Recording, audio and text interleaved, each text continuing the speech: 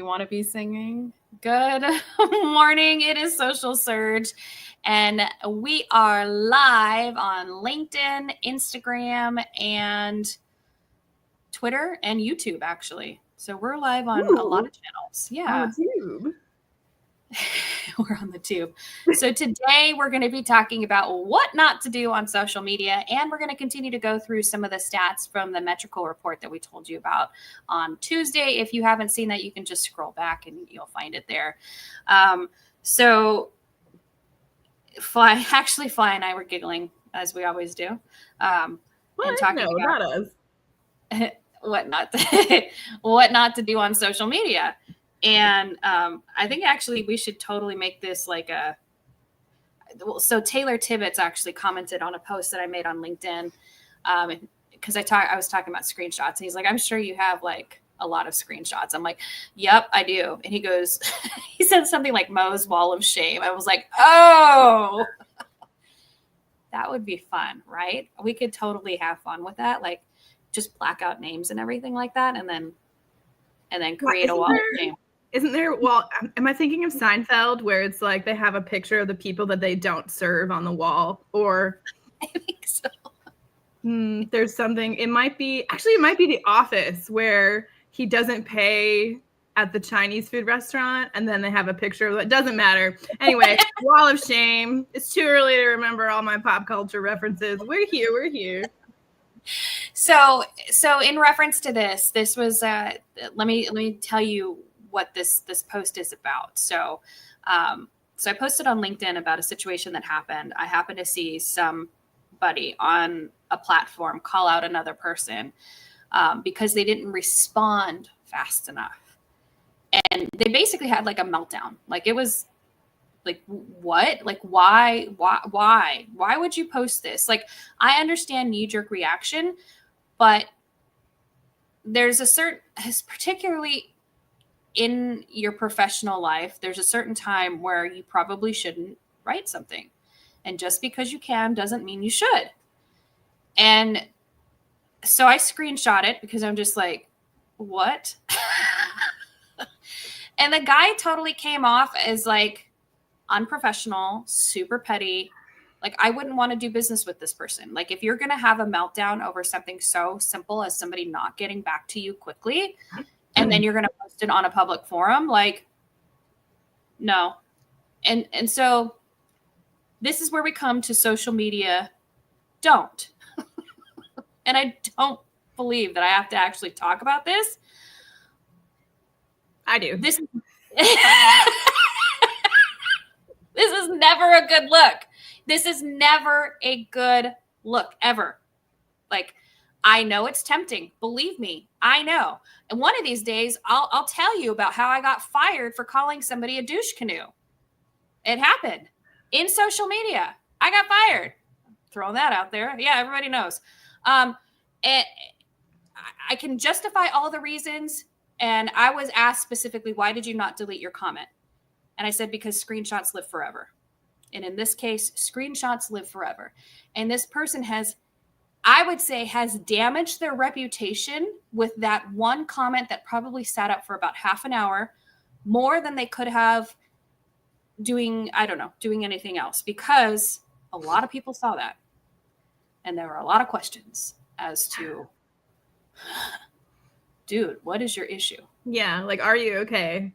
That's like a great canned response. Also, if you are the recipient of somebody's like negative outburst on social media, like one of my favorite things is, especially on LinkedIn, I love the insightful reaction, especially if it's somebody like bringing hate or negativity. I'm just like, oh, I find this insightful.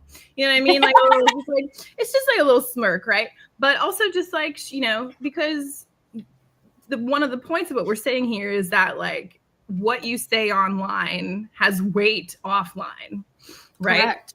Yeah. And so, you know, a lot of times when we talk about negativity and things like that, like there is, you know, one of the ways that you can address it is just, you know, like gray rock, but also just being like, you know, does this person need a wellness check?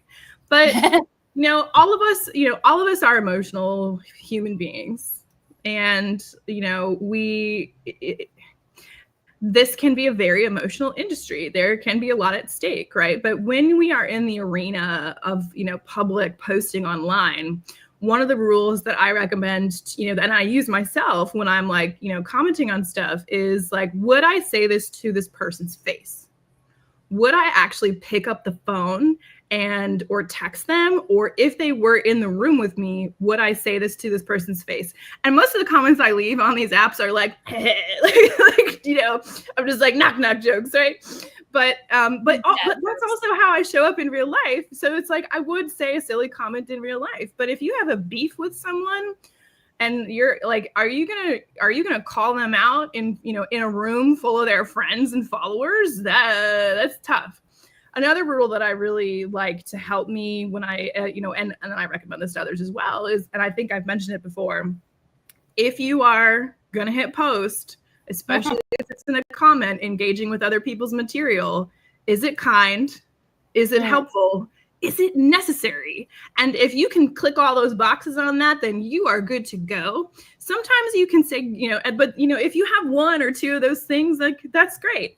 But complaining about the lack of response for someone, from someone, especially like in the particular situation, situations that come up, that is not kind. That is not helpful to you or to the person that you're trying to engage with. And like, it's not necessary.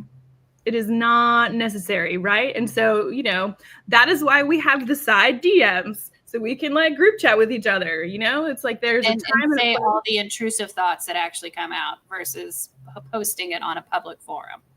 And I have another example of this. It's interesting to see who is not active on these apps, but like they're lurking and they're following along. And so, I had a situation where when I was working with my brokerage,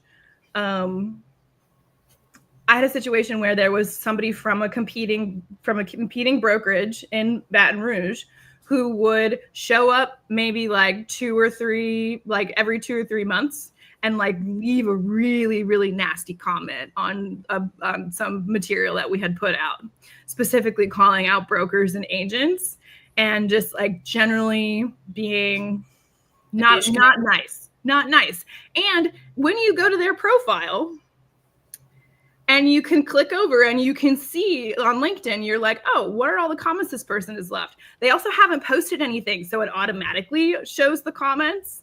And it's just negative comment over and over from stuff from the brokerage that I was supporting. And I'm just like, yeah, so when somebody goes to your LinkedIn and if they scroll all the way down, they're going to see that you've been kind of like rude.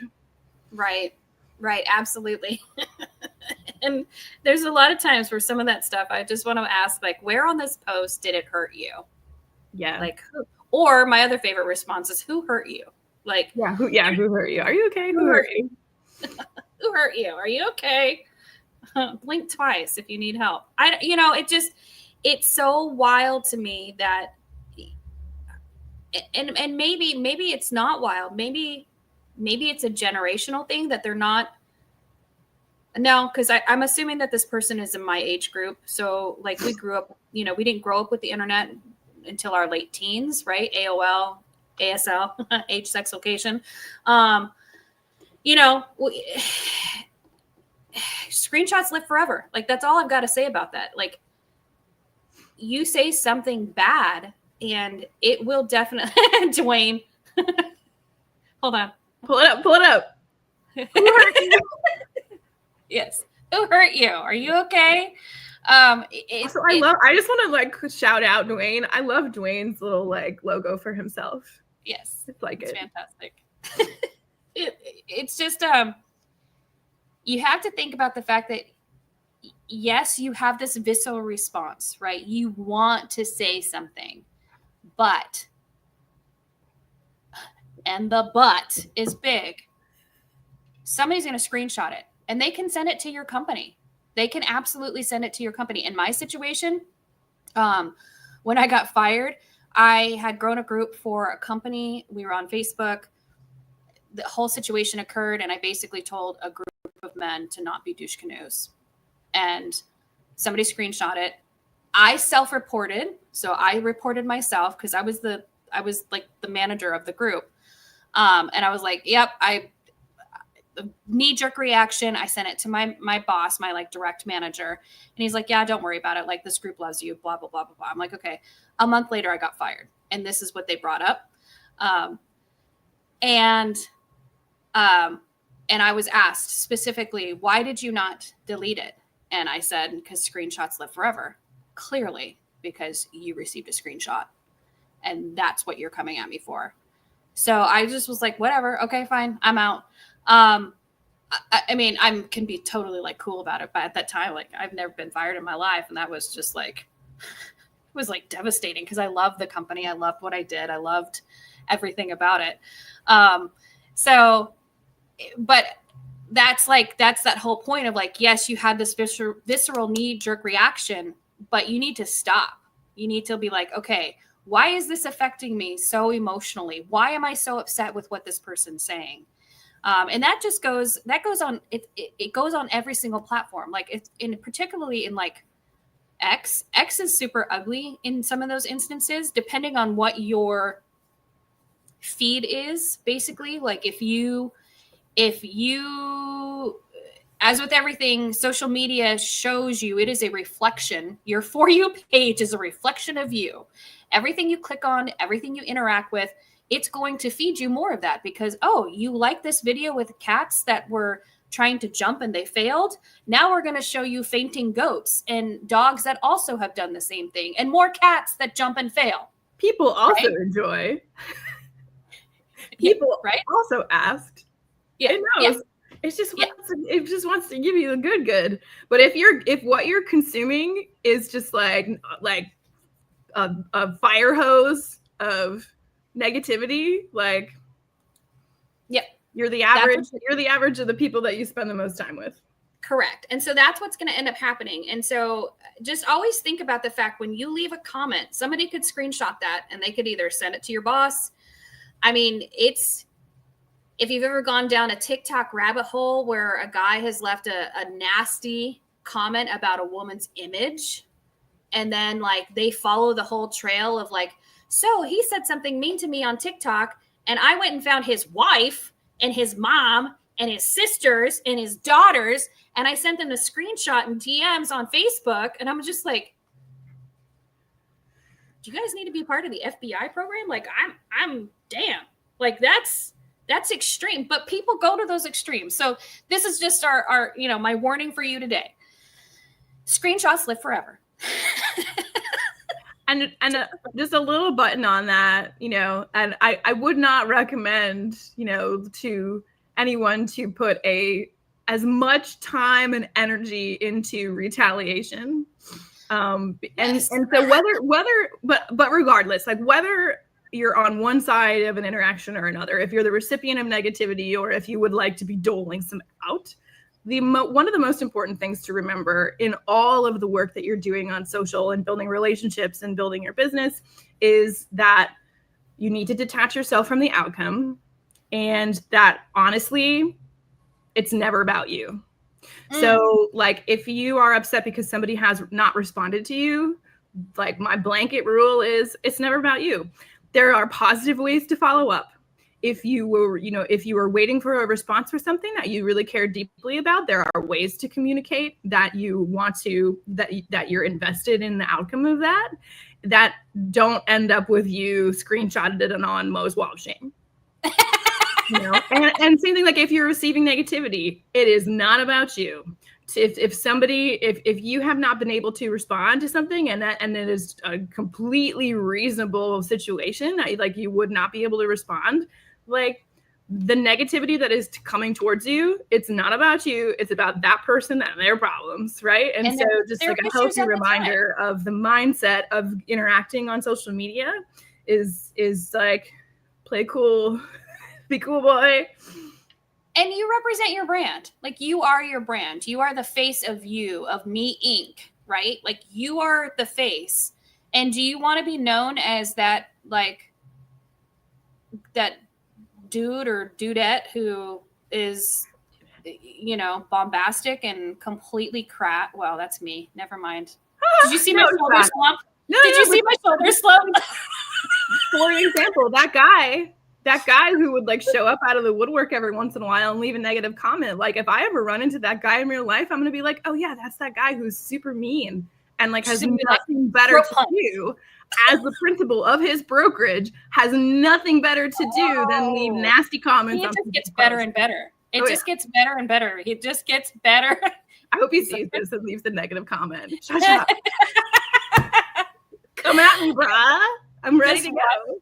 Yeah, you're the first person on the wall of shame. Dwayne says there are companies that specifically stipulate in exit agreements not to post anything on social media negative about the company.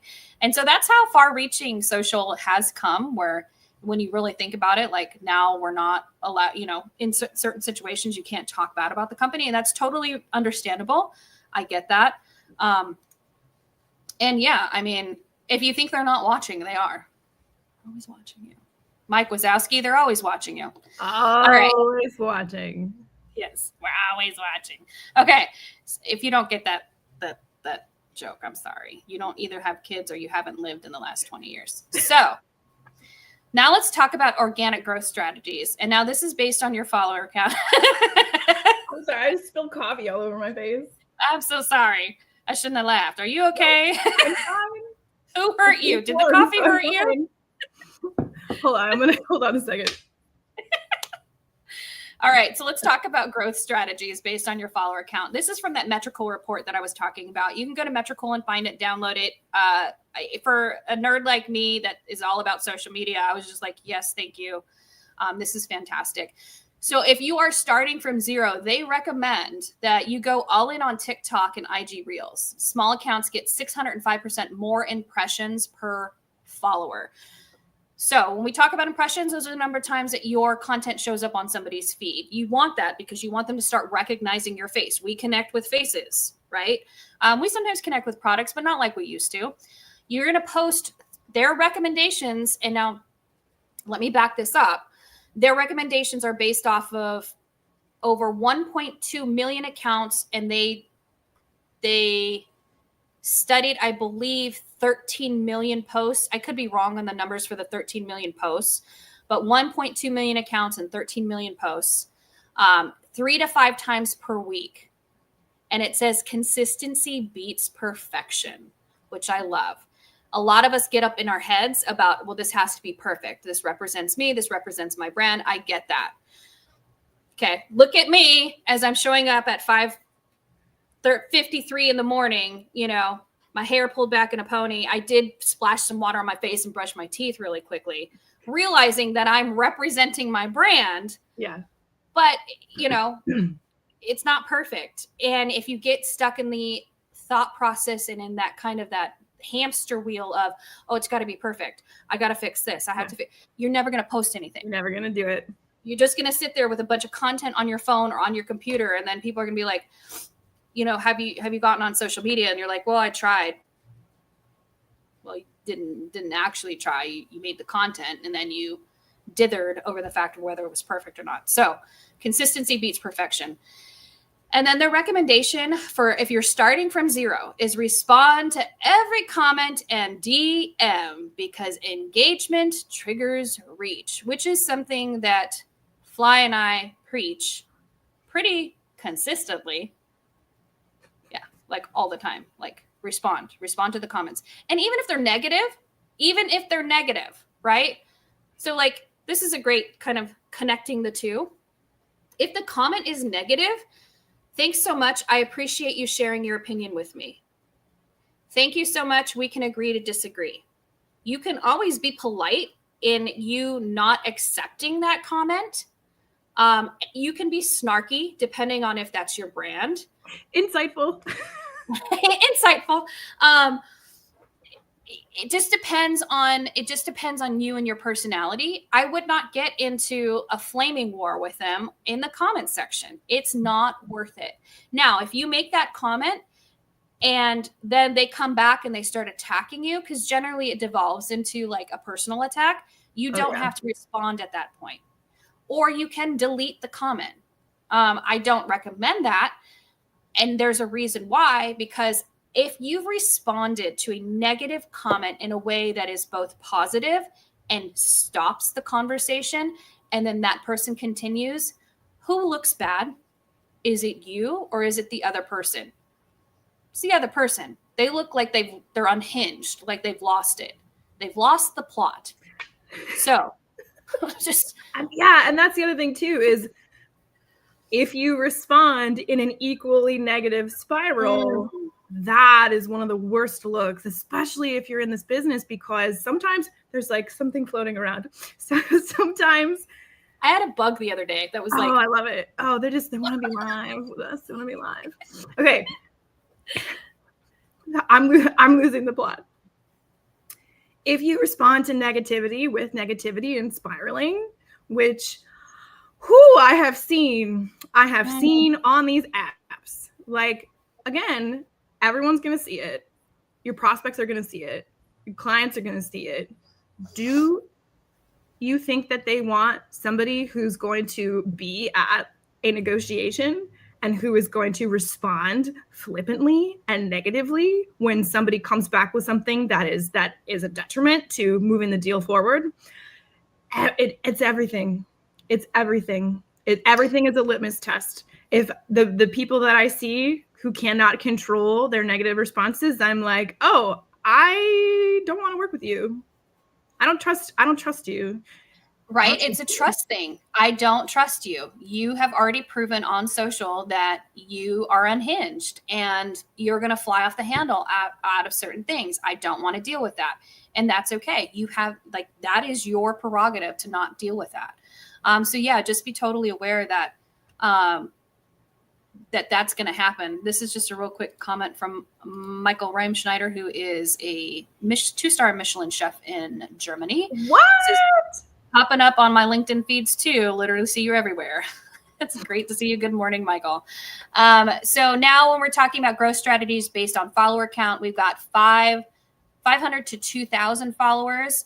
Add YouTube Shorts. So TikTok, IG Reels. Now you're going to add YouTube Shorts and Pinterest. Pinterest is not something that we talk about a lot. I'm not going to go into it right now. I do love Pinterest. I do think it's important for your brand to be on there, because now they have clickable links. And it's a way, there's a lot of people that use Pinterest still. Like my kids use Pinterest. They have their dream boards, whatever. It's still very, very valuable. Write longer captions on LinkedIn and Facebook. More time spent equals more visibility. Now, when we're talking longer captions, we're not talking giant paragraphs. People do not read paragraphs. They read lines. I've talked about this before. And in fact, I actually have a post going about this later, which is in like 2016, when we're talking about Facebook, you had so much space and it was like 7 lines. So it was like 1 space, 3 space, 1 line. And that's how your text would be before, because we didn't have see more at that time, right? Like this is going back. But it's also the psychology behind how our eyes read. And if we see a big block of text, when I'm talking a full 7 lines, our brains are just right by. I just don't. Yeah, I mean, and you'll talk to people, and you can even test this if you wanted to. Like, start with doing it by the lines, right? And then write a big block of text in the middle of your post, and then go to the bottom, and then continue with the lines. And I guarantee you, people are like, "Yeah, I skipped the middle part." They just don't read it. So just keep that in mind. And then cross-post content, make it be available everywhere. There's certain services like repurpose.io. That is repurpose.io. Great for video content. I think they still exist. They were available a couple years ago. She's going to look for me. I used them for a while. I found their UI to be clunky, and I didn't like it. So I have my own social media planner that I use that actually launches content to, it even launches content to Google. So Google My Business. So that's what I use. I use my own proprietary system, and I love it. But repurpose your content, cross-post it, making sure that you are aware of the audience and what kind of dimensions it needs to be on each platform, right? So just keep that in mind. And then if you have 2,000 to 50,000 followers, lean into personal branding and storytelling on LinkedIn. Told you LinkedIn is going to have that organic reach this year. Use interactive content. So you're going to want to do live videos. You're going to want to do polls and Q&As. And then you're going to want to collaborate. What are we doing? We're collaborating. Collaborate with influencers. And I don't want to say innovate. You can collaborate with innovators, however you want to call it. Collaborate with your fellow man. And and on this topic particularly, here's the collaborations that I love to see. I love seeing collaborations between people who could potentially be referral partners to one another. And that is a really great way to build connections and to bring value to people. If you're, and that also too is really what the CREI community, is all about, is because we have people with shared interests and shared values and shared ambition who are, working in the same roles, but all over parts of the country, and the referrals that come from that and come from those collaborations and those relationships can be good.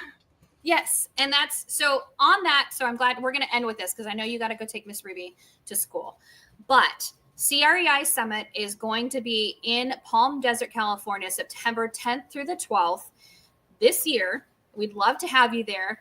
The LinkedIn list, the date has been extended. So originally the date was supposed to be February 8th to get your nominations in. Now you can nominate yourself, you can nominate a friend. It's just easier to just go ahead and nominate yourself. But while you're in there, just put in all your socials, and then you have it all done, and it's good to go. So now the date for the LinkedIn list is February 21st. So you still have time. If you have questions about that, contact me, contact Fly, contact Ken Ashley, Sarah Malcolm's. I'm always going to mess Sarah Malcolm, right? Sarah Malcolm, not Malcolmson. Malcolm. Sarah Malcolm. There we go. Sarah Malcolm some. Benson Mum. Yeah. Michael says, let's all collaborate. He has 12,000 connections already. Nice. There you go. I would like to collaborate with eating a dish of yours, please. That would be fantastic. But CREISummit.com is where you go. You look for CREI lists, and then it has the submission form right there. We would absolutely love to see you at the summit. We've got a lot of great stuff planned. I know I missed the programming committee yesterday because I had another meeting. I was double booked yesterday. But we want you there, and we want you to come and join us. I'm really excited for the stuff that Fly and Amy Calandrino are putting together for programming. I heard something about speed dating. Yeah, so one of the things that I am specifically hosting, and for some reason somebody put me in charge of this, is a networking hour that we're going to be doing it speed dating style, where you will have little meet cutes with brokers and other people who are, attending the conference, to the point of getting to know one another and building a relationship to somebody who could ultimately be give you referrals. And if you don't think I'm not going to pull out all the Willy Wonka stops for that, you're going to build some relationships, and you're going to have some fun. Are we going to gamify it? I already figured it all out yesterday. I already figured it all out. So there will be some workshopping in the DMs in our group chat. But I love that. All right, so this is Social Surge Live with Fly and Mo. And if you have questions about Social Surge, we're actually teaching a class and course on how to build and create content to surge in 25 on social media. If you have any questions, Fly is there. I'm here. You can DM us, and then I will put the link. Actually, you can see it right there at the bottom. But I will make sure to put the link in the comments as well. And that starts February 17th. February 17th is when that starts. So we'd absolutely love for you to be there. Check it out. And everybody have a great day. And we will be back here on Tuesday. See ya.